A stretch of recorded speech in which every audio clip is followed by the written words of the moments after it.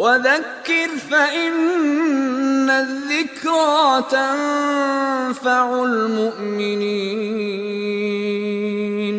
I'm going to look, inshallah, before I go into the section there, as has been my habit this class, to look at some verses. This time from Surah Al-Araf, which is a Meccan surah, and it's named Al-Araf, which means the heights or the high place. There's a place in Granada, if anybody's been to the Alhambra Palace, there's a place they called Reprieve, which is up, over, it overlooks the palace. And in Spanish they call it Reprieve.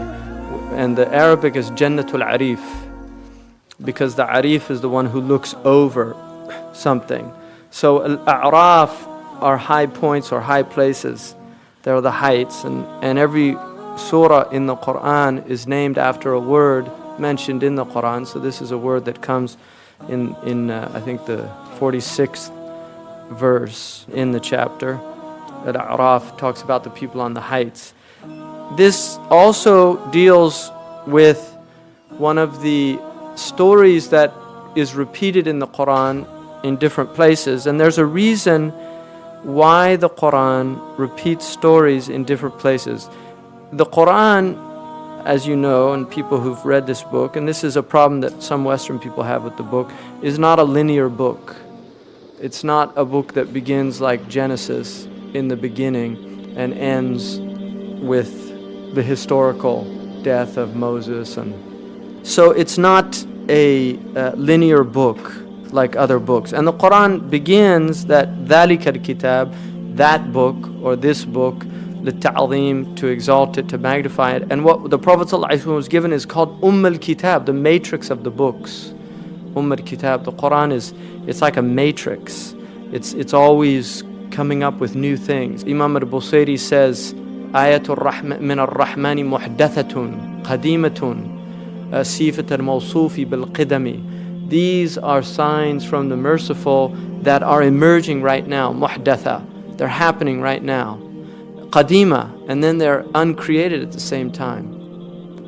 So it's one of the paradoxes of the Qur'an is that the book is always revealing it. That's why it is the ongoing miracle of the Prophet, because it's an ongoing revelation. It's always revealing itself.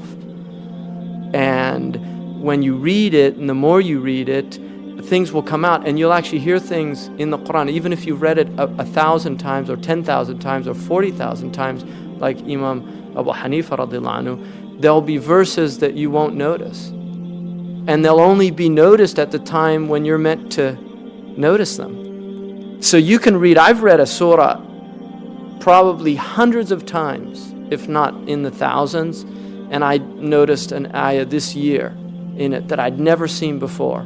Like it just, where did that come from? As if it literally just came into the surah. So the Qur'an, the stories, the reason they suddenly come in is, why is it mentioning Moses and Pharaoh right here? Well, there is a reason. It's emerging at that moment because it's related to the entire book.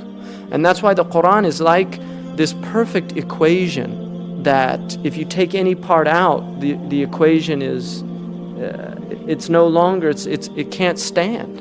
And that's why somebody who masters the Qur'an, all they have to hear is a letter that's not there. And they immediately, and you can see this with Hufal, they just hear a letter and to them it's like a break. It's like this break. Why is that? You can read English and you can know things inside out in language. I've memorized things, but I have to go back and look and check and see, is that the way it was?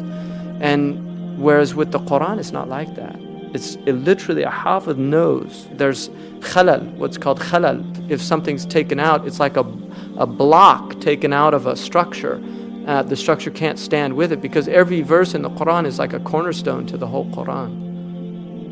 So this story, which is told a few times in the Qur'an, is the story of Adam and Hawa. Adam alayhi salam and Hawa alayhi salam are our parents. These are the two parents of Banu Adam. We're called Banu Adam, which is the children of Adam. And the class today is about children. And how this all started is a really interesting story. How did we get here? Because it's still going on, the story. I mean, this story that happened here, this primal story, is still going on. It's still being played out again and again. And it's in Surah Al-Araf here. The story is a story about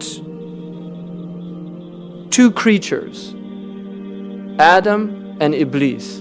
And really three, because Hawa is there and she's spoken to in the same with Huma. You know, Allah uses the dual again and again in this story. And they're both very important. And God, nadahuma, He spoke to the both of them. So He actually spoke to both of these two people.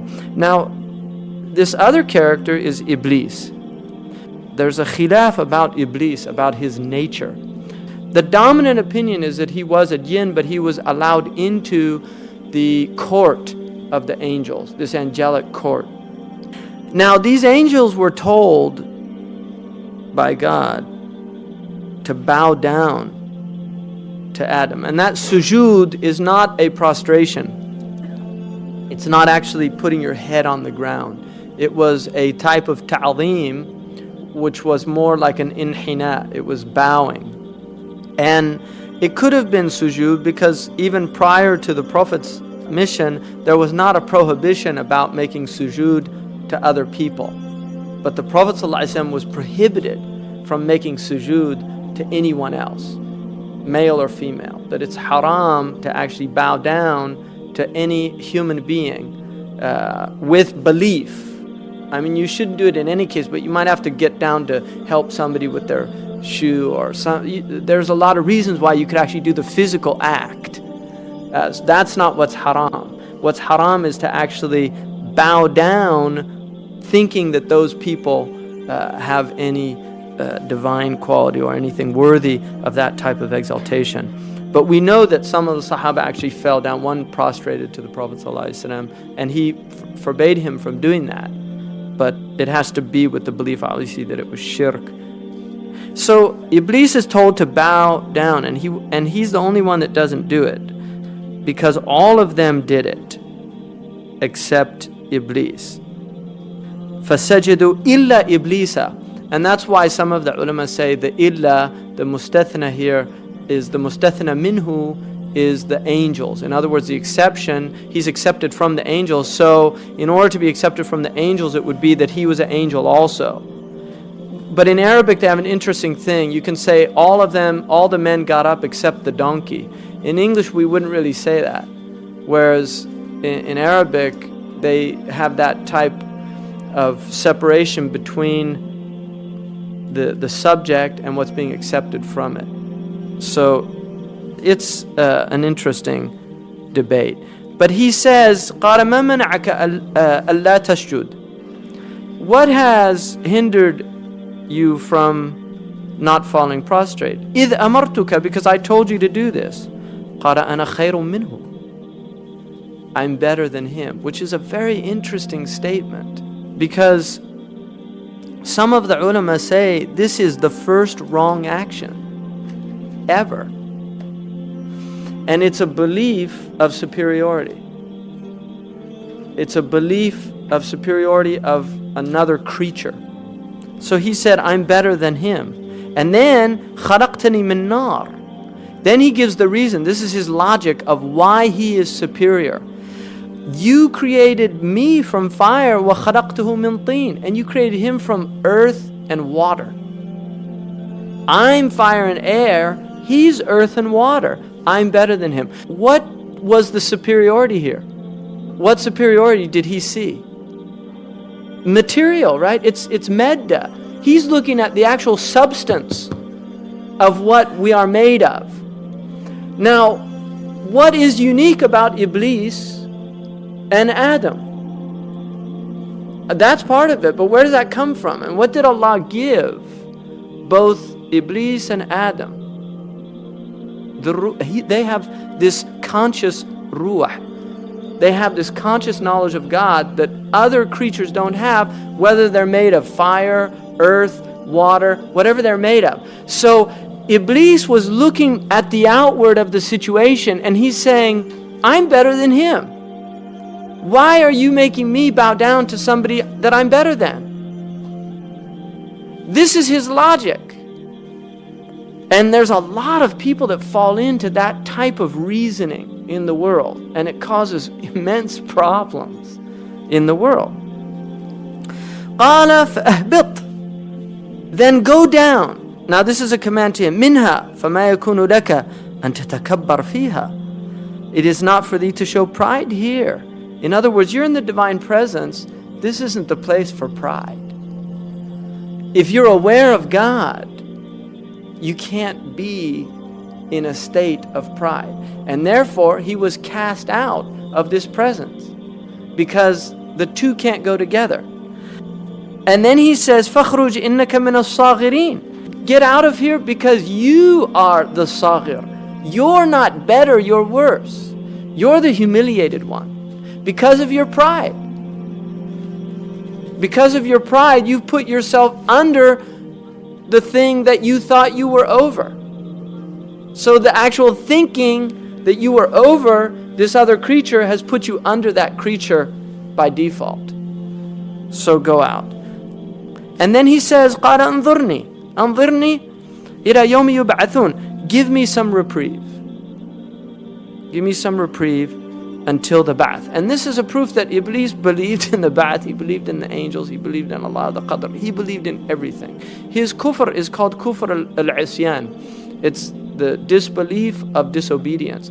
Because it's not the same as if you're in the divine presence and you disobey Allah. It's like somebody in Mecca who does something, a kabira in Mecca. It's unimaginable to any person with an ounce of faith in their heart that you could do a kabira, a major wrong action in Mecca. But there are people that do that. So, قَالَ إِنَّكَ مِنَ الْمُنظَرِينَ. You've got this reprieve. قَالَ فَبِمَا أَغْوَيْتَنِي. This is really key here. بِمَا أَغْوَيْتَنِي. Now, because you led me astray. Right? So he's blaming, now he blames Allah. This is the beauty of Iblis. I mean, he's just, that's what Fakhruddin al-Razi says. Look at this foolish intellect. First, he says, why didn't you do it? And he says, because I can't do that, I'm better than him. Then he says, Bima aghwaytani, you made me go astray by telling me to do it in the first place.